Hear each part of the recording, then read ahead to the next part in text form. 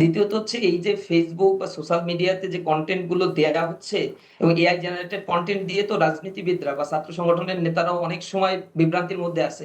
যেমন আপনি দেখবেন কিছুদিন আগে বিএনপির গুরুত্বপূর্ণ একজন নেতা জনাব রিজভী সাহেব, সে বলছে যে যে হত্যা মানে হত্যা চেষ্টা করছে হাদিকে, সে সে হচ্ছে ডাকসু ভিপির সাথে বসে নাকি চা খাইছে। তো এরকম মন্তব্য করে পরে আবার তাকে উইথড্র করতে হয়েছে। তার লোকাল লেভেলের আরেকজন ছাত্র দলের সাবেক একজন কেন্দ্রীয় সভাপতি এই মন্তব্যটা করছেন।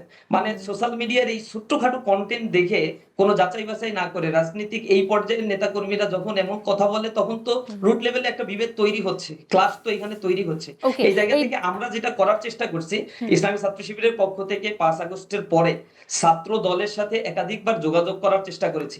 যখনই দেখেছি এই জিনিসগুলো প্রথম থেকে আমাদের দীর্ঘদিনের একটা সম্পর্ক ছিল, রাজপথে যুগপৎ আন্দোলন হোক বা বিভিন্ন ভাবে সমন্বয় করে আন্দোলন করার চেষ্টা করেছি, সেই জায়গা থেকে আমরা তাদের সাথে যোগাযোগ করার চেষ্টা করেছি, আসেনি।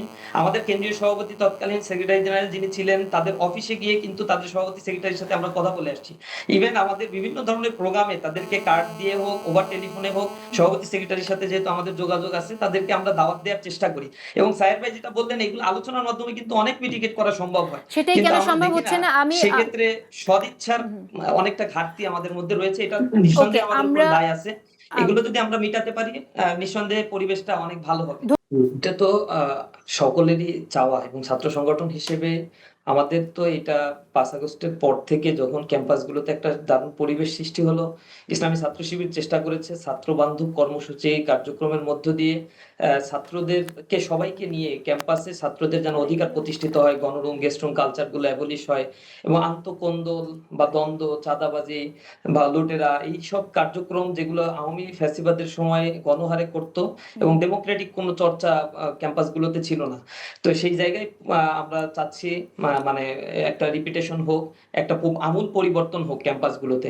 আমরা আমাদের জায়গা থেকে সর্বোচ্চটুকু চেষ্টা করার জন্য চেষ্টা করেছি, এবং আশা করি এই জায়গায় অন্যান্য রাজনৈতিক ছাত্র সংগঠনগুলো নিজেদের অবস্থানগুলোকে আরো বেশি ছাড় দেওয়ার মানসিকতা থাকা উচিত, এবং আন্তঃকন্দল, দলীয় কোন্দল থেকে বের হয়ে গিয়ে, এবং যে সাধারণ মানুষ যেটাকে এখন ফিল করার চেষ্টা করছে, মিলানোর চেষ্টা করছে যে ফ্যাসিবাদী আমলে আমরা কেমন ছিলাম আর এখন বর্তমানে কেমন আছি। আমরা মনে করি যে রাজনৈতিক দলগুলোকেও এটা উপলব্ধি করা উচিত, মানুষের প্রতি লায়াবল এবং কমিটেড হওয়া উচিত, প্রকাশ্যে সেই বিষয়গুলো নিয়ে আসা উচিত, এবং মূল রাজনৈতিক নেতা যারা রয়েছে রাজনৈতিক দলগুলোর, তাদের ভিতরে আন্তঃকন্দল এবং কাদা ছড়াছড়ি অনলাইনে যেটা হয় এটা বন্ধ হোক।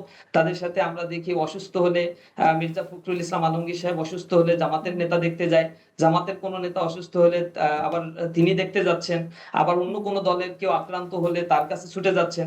তো এটা তো একটা পজিটিভ কিন্তু একটা এখানে কালচার এখানে গ্রো আপ করছে। আবিদুল ইসলাম একটি এই কথা বলেছেন, এই যে ওসমান হাদিকে যখন গুলিবিদ্ধ করা হলো তার 20 মিনিটের মধ্যেই আপনাদের একজন নেতা তিনি যে বলে বসলেন বিএনপির কথা, বিএনপির দিকে অঙ্গুলি এটা নির্দেশ, এটা সেই বিষয়ে এটা আপনি যদি কোনো উত্তর দেন। আবিদুল ভাই নিজের দিকে টেনে নিচ্ছেন, এটা এই যে দুঃখজনক। এখানে এখানে কারো নাম মেনশন করা হয় নাই, বলা হয়েছে অতিমাত্রায় চাঁদাবাজি যে মানে হচ্ছে না বাংলাদেশের বিভিন্ন জায়গায়, এটা তো অস্বীকার করা যাবে না।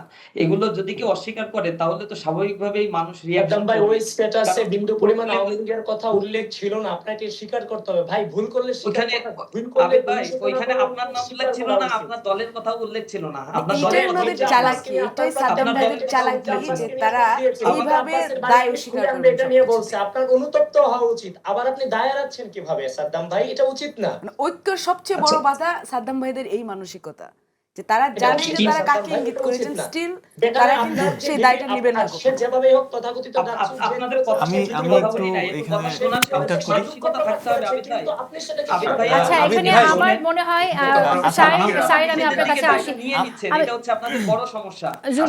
জেসিন আপু, ওকে, আমাকে আমরা আমাকে একটু সুযোগ দেন। আমি আসছি, বলি আসছি, আপনাকে। আসছি, আমি একটু সাইরের মন্তব্য শুনে আমি আসছি। চাঁদাবাজি হাজার হাজার ঘটনা, এগুলো কারা করছে ঘটাচ্ছে? তখন নারী তাকবীর আল্লাহু আকবার স্লোগান দিচ্ছিল। সবাই সবাই দেখেন, একসাথে কথা বললে কেউ কাউকে শুনতে পারবে না। আসবো আমরা জুলকারনাইন স্যার, আমি আপনার কাছে একটু আসি। ভুল স্বীকার করা শিখতে হবে তো। Just স্যার, ঠিক আছে। হ্যাঁ স্যার, আমরা আসলে ঐক্যের এই উচ্চ বাচ্চাগুলো দেখে আচ্ছা, আপা আমি একটা বলি সাহেবের আগে একটা কথা বলি। আপনারাই খুশি করতে চান। আচ্ছা, একটু মধ্যস্থতা করি আচ্ছা, আমি। আচ্ছা, নাম্বার আমি 1 একটু হচ্ছে, বলি, দেখেন একটু এখানে বেস লাইনটা হচ্ছে যে আচ্ছা, আমরা অনলাইনে সবাইকে ভাইরা 1 মিনিট করে না, টাইম না, দেব। চাঁদাবাজি 1 করবে মিনিট করে বিএনপিকে। দেখেন, 1 মিনিট এখানে করে সমস্যাটা সবাই কিন্তু বসে। তার মিনিং এর চাঁদাবাজ মানে গডফাদার দুইটা উল্লেখ করবে কিন্তু তারা আপনারা বিএনপি কে করে না আমরা টেনে নিচ্ছি নিজেদের দিকে। ভুলভাল বক্তব্য এই দিচ্ছে, মানসিকতা আপনাদের ধারণা দেখেন, ভুল করে আচ্ছা, দিয়ে জামাত ইসলাম আবিদ, শান্ত হও। আরে, মিথ্যা প্রলোভনটা ছড়াচ্ছে আবিদ, মাহফিলে হাজার হাজার মানুষের সামনে। আবিদ, তো হ্যাঁ। এই চরিত্র থেকে আপনাদেরকে এবার বেরিয়ে আসতে হবে তো। আচ্ছা আমরা আচ্ছা, আসবো, cool সবাই down, 1 মিনিট করে কথা cool বলবে। down, হ্যাঁ এখন আমরা please. একটু কেউ কারো কথা শুনতে পাই না, সাদ্দাম। সবাই একসাথে বলে। হ্যাঁ